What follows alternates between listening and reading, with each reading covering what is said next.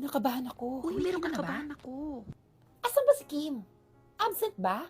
Ayun nga eh, hanggang ngayon wala pa. Naku, sana'y umabot siya. Ito na ba lahat? Ba't naman lukot-lukot? Okay. Simulan natin kay Chrissy. Ang gagaling nila. Feeling ko naman may laban naman tong akin.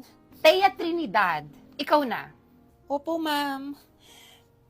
Siguraduhin mong magugulantang ako sa ipapakita mo, ha? Kaya mo yan, Thea. Ma'am, nakakita na po ba kayo ng bulaklak sa loob ng bibig?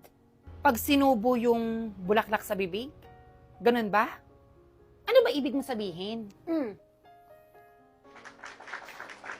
Wow! Ang galing! Pawang mga professional lamang po ang may kaya nito, ma'am. Palakpakan niyo sa Thea. Grabing talent yan. Thank you, ma'am. Panalo na po ba? Huwag ka papakasigurado. At pag hindi ako nagulat sa panghuli natin, ikaw ang panalo. Nasaan na ba si Kim? Bakit pa sa akin mo pa tinatanong? Eh hanggang ngayon nga wala pa eh. Okay. Tawagin na natin si Kim Quintero. Ipakita mo na ang gulantang project mo. Ma'am, absent po si Kim. Nandito ko. Anong absent?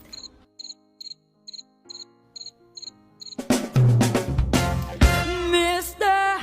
Cupido, ako na may tulong-puno. Bakit di palain ang kanyang damdamin at nang ako ay mapansin? Ano nangyari sa inyo? Wow! Grabe! Ang ganda! Nagulantang ako. Nagulantang ako sa ganda ni Kim. Grabe! Pati ako nagulantang. Ang ganda! Ma'am, hindi ko pa nga po napapakita yung gulantang project ko eh. Nagulantang agad kayo? Eh ano ba kasi yung ipapakita mo? Anong sekreto mo, te? Bakit biglang ganda ka? Ma'am, gumawa po kasi ako ng sabon, toner, mga serum, at sunscreen na hanggang ngayon iginagamit ko po. Kaya siguro naging maganda ko at nagulantang kayo. So, ibig sabihin, gumawa ka ng sarili mong produkto? Yes po. At sabi nyo nga po, di ba, maging honest po kami dito sa eskwelahan. Kaya nga po pinangalanan ko po siyang Honest. Honest Glow. Dahil honest po ang epekto niya, honest pa ang mga ingredients niya, at higit po sa lahat, honest po ako dahil FDA approved po ito. Pwede ipatry mo sa akin yan?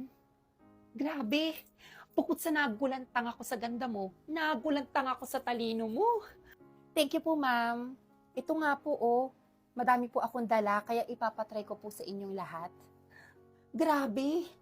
Napakatalino mo. Paano mo nagawa yan? Kim Quintero ka nga. Sa gabi, Dave Villanueva. Ha?